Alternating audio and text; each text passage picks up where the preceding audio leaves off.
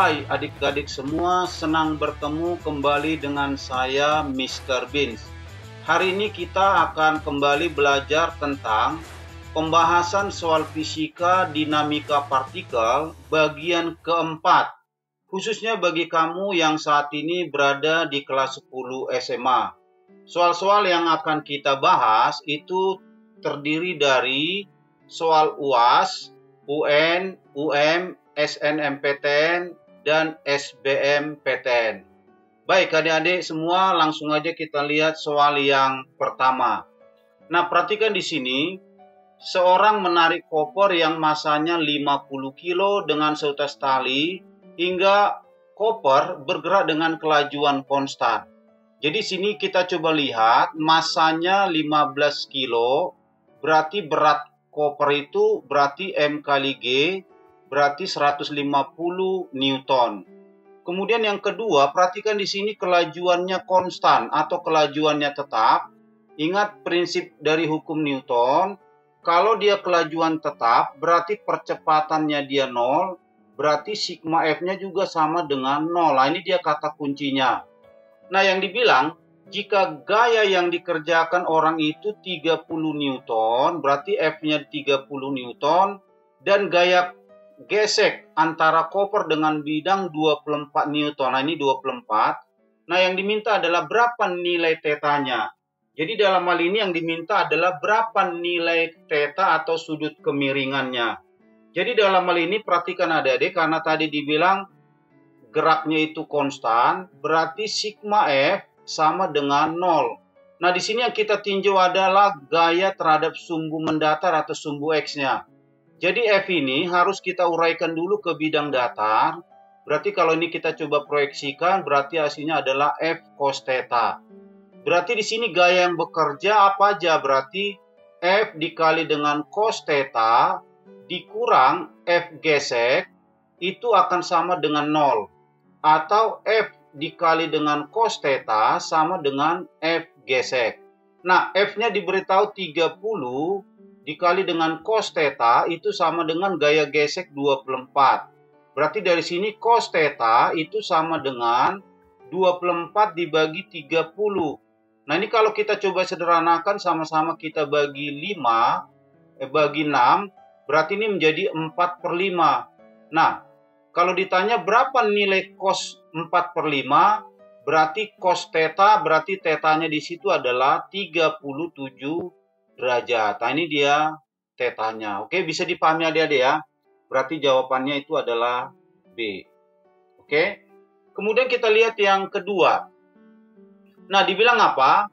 Sebuah benda yang masanya 200 gram diikat dengan tali ringan baru diputar secara horizontal dengan kecepatan sudut tetap. Nah, perhatikan di sini 200 gram itu massa, berarti ini harus kita ubah ke kilo. Berarti kita bagi 1000 menjadi 0,2 kilo. Baru dibilang kecepatan sudutnya, berarti ini adalah omega. Dan ingat di sini diputar secara horizontal. Jika panjang tali, jadi perhatikan di sini ada panjang tali L itu 0,60 cm. Ingat bahwa panjang tali di sini itu akan sama dengan jari-jarinya ya, jari-jari lingkaran, berarti 60 cm. Ini juga harus kita rubah ke dalam satuan internasional, berarti 0,6 meter. Nah, yang diminta adalah berapa gaya sentripetalnya. Nah, tentu adik-adik masih ingat gaya sentripetal itu adalah massa dikali percepatan sentripetal. Di mana percepatan sentripetal itu adalah bisa P kuadrat per R atau bisa juga omega kuadrat R.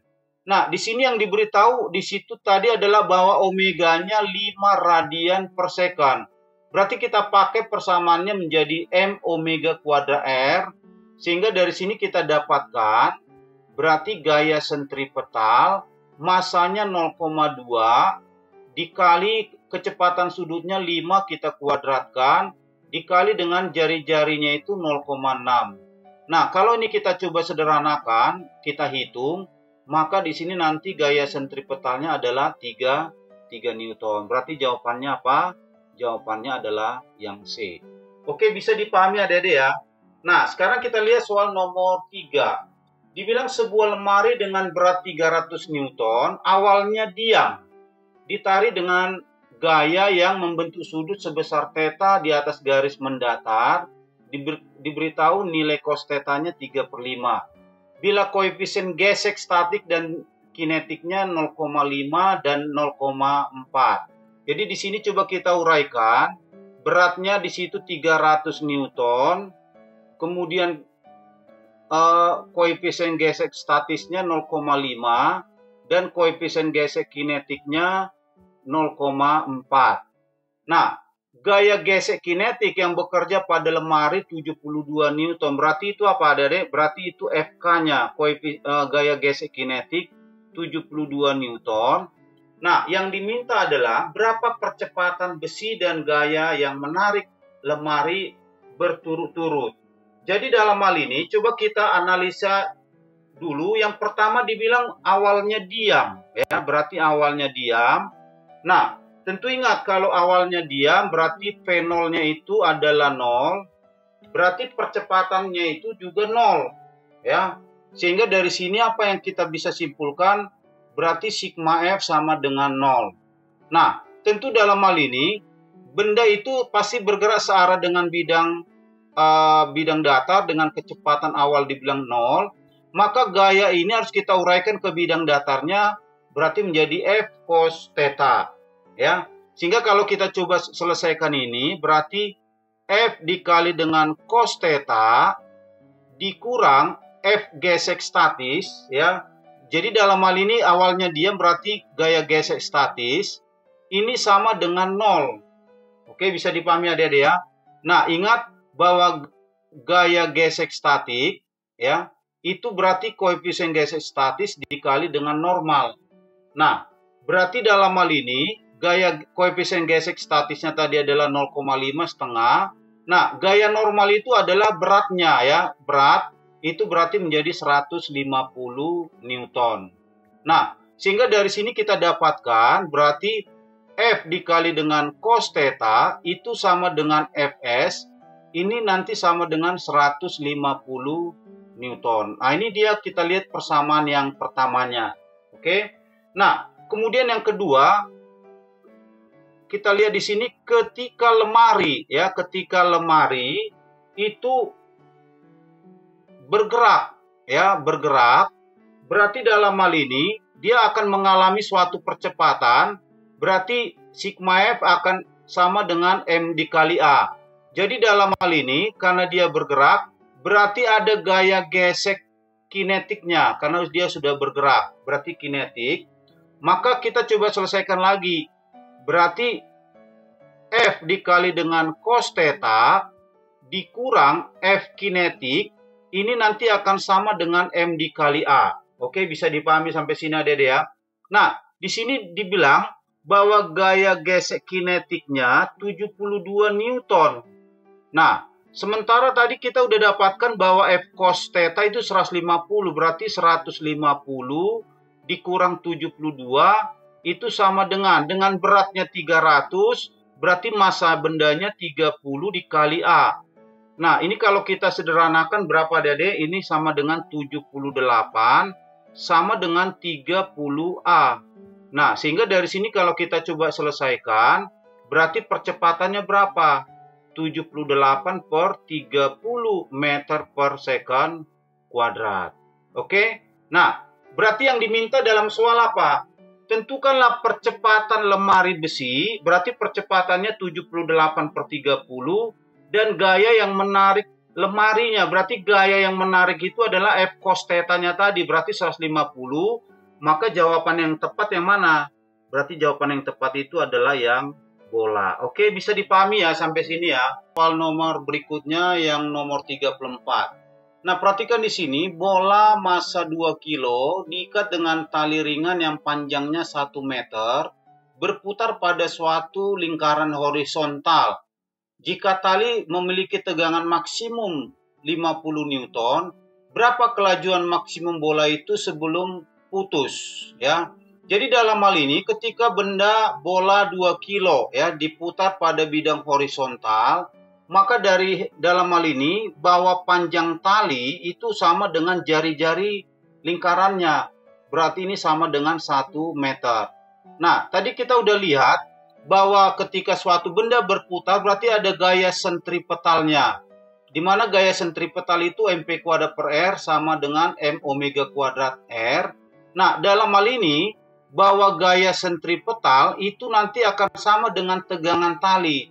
Berarti ini sama dengan mv kuadrat per r. Nah, jadi dalam hal ini tegangan talinya diberitahu 50 sama dengan masanya 2 dikali P kuadrat yang mau kita cari dibagi dengan jari-jarinya 1. Nah, ini kita coba bagi berarti 25. Berarti kalau kita kali silang berarti P kuadrat itu sama dengan 25. Berarti dari sini kita dapatkan P-nya berapa Dek? Berarti akar 25 itu adalah 5 meter per second. Nah, itu dia kecepatan sebelum talinya putus. Nah, berarti jawabannya apa? Berarti jawabannya itu adalah yang A. Oke, bisa dipahami sampai sini ya. Nah, kemudian kita lihat nomor 35. Bola dengan massa 500 gram diikat dengan tali yang panjangnya 2 meter, diputar secara vertikal dengan kelajuan tetap. Nah, di sini kita lihat massanya 500 gram, berarti kita ubah ke kilo, berarti 0,5 kilo. Panjang tali 2 meter, ingat bahwa panjang tali di sini itu akan sama dengan jari-jari ya, jari-jari lingkaran, berarti di sini 2 meter diputar secara vertikal dibilang. Nah, yang diminta adalah berapa selisih tegangan tali ketika bola di titik terendah dan di titik tertinggi. Jadi kalau misalkan ini seperti contohnya kincir raksasa atau biang lala. Jadi kalau kita lihat suatu lingkaran diputar secara vertikal seperti ini, maka kalau coba kita tinjau berapa tegangan tali di titik terendah, berarti titik terendah ini saya misalkan T2, itu besarnya adalah mg ditambah mp kuadrat per r. Nah, ini yang paling maksimum. Kemudian di titik tertinggi itu misalkan T1, itu besarnya adalah mp kuadrat per r dikurang dengan mg, itulah yang paling kecil. Nah, yang diminta adalah selisih tegangan di titik terendah dan titik tertinggi. Sehingga kalau ini coba kita sederhanakan atau kita kurangkan, berarti T2 ya, berarti tegangan di titik rendah dikurang di titik tertinggi, berarti ini sama dengan berarti T2 dikurang T1, berarti di sini nanti mp kuadrat per r-nya bisa kita coret ya. Kalau ini kita coba kurangkan ya, ini kita kurangkan. Kemudian mg dikurang-kurang mg berarti jadi tambah, berarti ini menjadi 2 mg. Nah, inilah persamaan untuk mencari selisih tegangan tali ya. Berarti ini sama dengan 2 dikali masanya berapa? Masanya setengah ya, 0,5 setengah dikali gravitasi 10. Berarti ini kita coba coret, berarti hasilnya berapa ini Adik-adik? Berarti jawabannya adalah 10 Newton. Jadi selisih tegangan tali di titik terendah dengan di titik tertinggi adalah 10 Newton. Ya, berarti jawabannya apa? Jawabannya adalah delta. Oke, sampai sini bisa dipahami ya. Kemudian kita lihat nomor 36. Sebuah jembatan melengkung dengan jari-jari kelengkungan R ya. Jadi ini jembatan melengkung, jari-jari R. Kemudian titik pusat kelengkungan ada di bawah jembatan. Jadi ini sebagai pusat ya, pusat kelengkungan. Gaya yang diakibatkan pada jembatan oleh sebuah mobil yang beratnya W yang bergerak dengan kecepatan P sewaktu berada di puncak jembatan.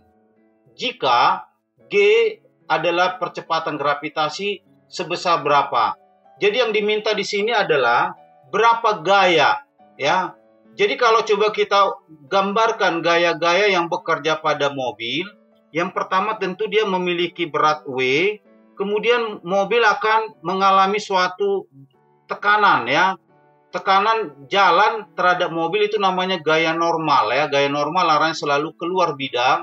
Nah, jadi dalam hal ini kita masukkan ke persamaan hukum Newton. Berarti sigma F sama dengan M dikali A. A-nya berarti A sentripetal. Nah, prinsipnya gampang adik-adik.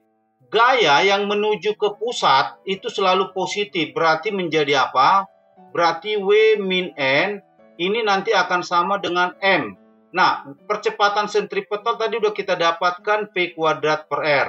Jadi yang diminta di sini adalah N-nya. Jadi kalau kita keluarkan N, berarti N itu akan sama dengan W dikurang M kali V kuadrat per R.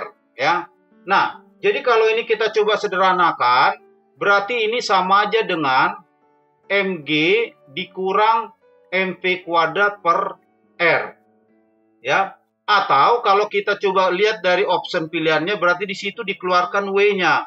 Berarti dari sini kita dapatkan berarti N sama dengan W dikali berarti 1 dikurang apa adik? Dikurang V kuadrat per G dikali dengan R. Nah, ini dia persamaan dari ya tekanan ya atau gaya yang diakibatkan jembatan terhadap mobil. Berarti jawabannya apa adik? Berarti di sini W dikurang ya. W dikurang 1 berarti jawabannya itu adalah yang elok ya. W dalam kurung 1 dikurang P kuadrat per GR. Berarti jawabannya adalah E. Oke, bisa sampai sini adik-adik ya. Nah, sekarang kita lihat nomor 37. Apa dibilang di sini? Sebuah mobil melewati sebuah tikungan jalan yang datar dengan koefisien gesek 0,5.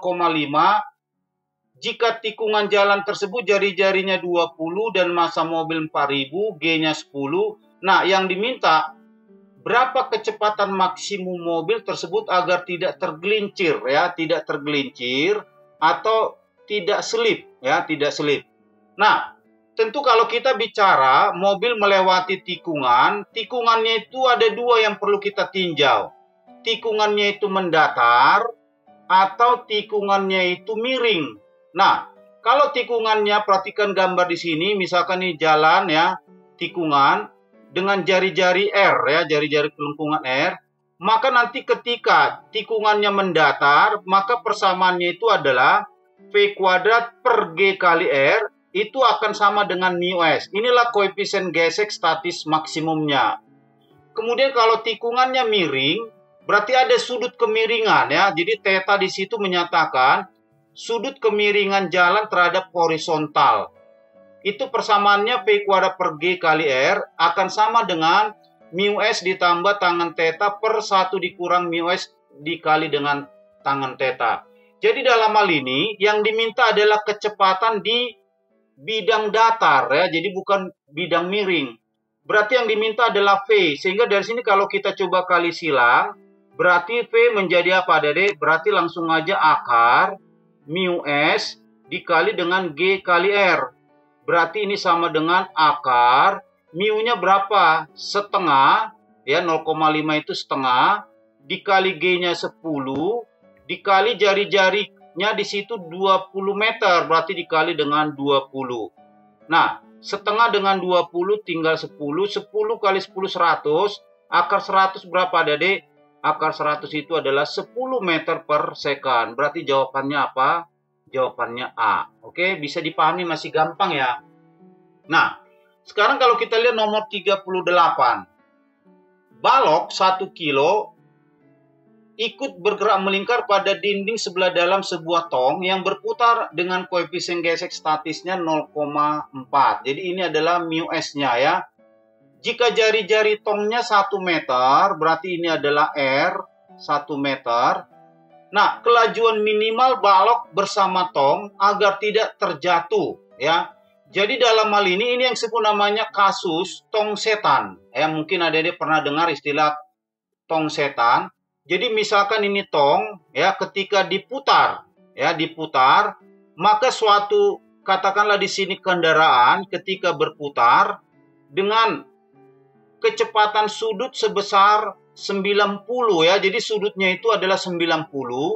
Maka nanti untuk mencari kecepatan minimumnya, artinya kecepatan minimum daripada kendaraan itu adalah akar dari G kali R dibagi dengan mu S. Oke. Nah, berarti kalau kurang dari sini, maka nanti kendaraannya akan jatuh. Oke. Sehingga dari sini kalau kita coba sederhanakan, maka V ya, V minimum ini akan sama dengan akar dari G-nya 10, jari-jarinya 1 per mu S. Mu S itu berarti 0,4. Atau kalau ini coba kita kali 10 berarti menjadi 100 per berapa? Per 4. Nah, 100 per 4 itu 25. Akar 25 berapa, Dedek? Akar 25 berarti 5 meter per second. Nah, inilah kecepatan minimum daripada kendaraan. Berarti jawabannya apa? C, ya. Masih bisa dipahami ya. Nah, kemudian kita lihat nomor 39. Sebuah mobil massa 4 ton, ya, massa 4 ton melewati sebuah tikungan jalan. Poros tengah jalan merupakan bagian horizontal, jari-jarinya 30, berarti di sini R-nya 30 meter, ya. Massanya 4 ton, ya, massa 4 ton. Nah, bila kemiringan jalan berarti theta, ya, berarti theta di sini 37 derajat. Dan koefisien gesek statisnya berarti mu S-nya itu adalah 3 per 16. Nah, yang diminta adalah berapa kecepatan maksimal mobil diperbolehkan.